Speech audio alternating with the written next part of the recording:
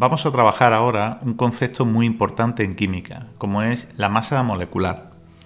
Pero antes de eso vamos a repasar otro concepto que ya hemos estudiado, como es la masa atómica. Ya hemos estudiado que en la mayoría de los elementos químicos hay diferentes composiciones dentro de un mismo elemento.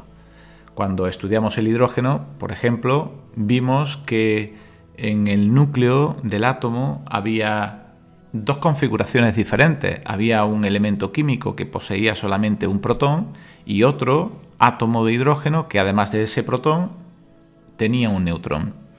Eso lo estudiamos con el nombre de isótopos. Y cada elemento químico tiene un número concreto de isótopos. Y estos isótopos tienen masa distinta. El dato de masa que figura en la tabla periódica es el resultado de una media ponderada de las masas de los diferentes isótopos estables que presenta un elemento químico. Realmente, si nos fijamos, por ejemplo, en el carbono, no existe ningún isótopo de carbono que mida exactamente 12,011 UMAS. El carbono está presente en la naturaleza en forma de dos isótopos. Uno mide 12 y otro tiene una masa de 13, pero la media ponderada se acerca más al valor 12, puesto que el átomo 12 es más abundante en la naturaleza.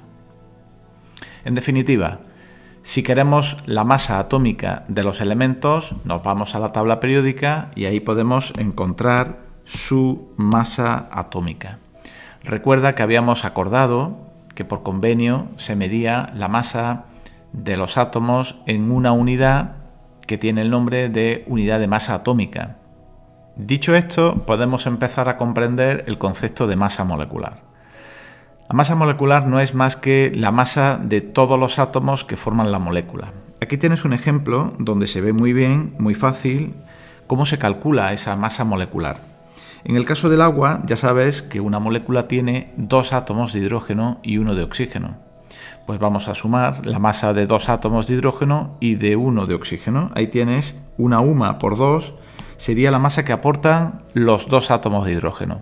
Fíjate, una UMA por 2, 2 UMAs. Y en el caso del oxígeno, cada átomo de oxígeno tiene una masa de 16 UMAs y como solamente hay uno, pues aportan 16 UMAs. Sumo 16 más 2 e igual a 18. Decimos que la masa molecular del agua es 18 UMAs. Es posible que también veas en los libros de texto la masa molecular del agua como 18. A esto se le llama masa molecular relativa. Y esto significa que lo que se está comparando es la masa del agua, 18 UMAs, con la unidad de masa atómica, con una UMA. Evidentemente, UMA y UMA se nos va y nos queda solamente el número 18. El significado es que una molécula de agua comparada con la masa de una UMA es 18 veces más grande.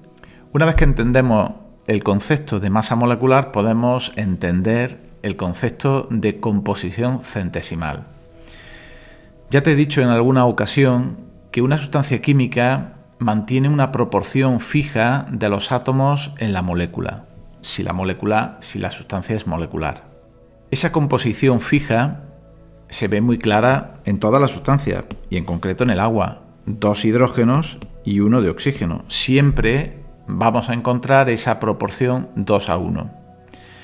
Eso me va a permitir calcular qué porcentaje en masa de cada elemento aporta a la molécula.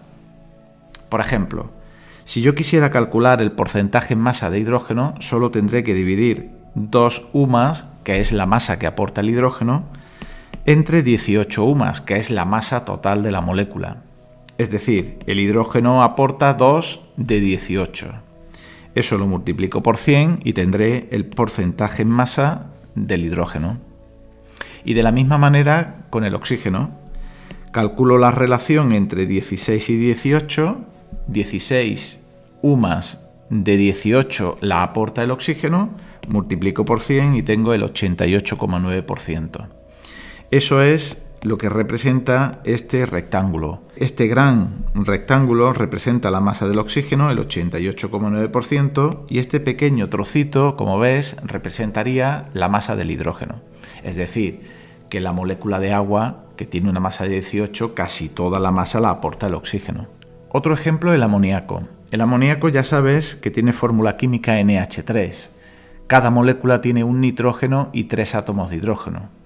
Para el cálculo de la masa molecular, muy fácil, 14 UMA sería la masa atómica del nitrógeno, como solamente hay un átomo, 14 por 1, 14.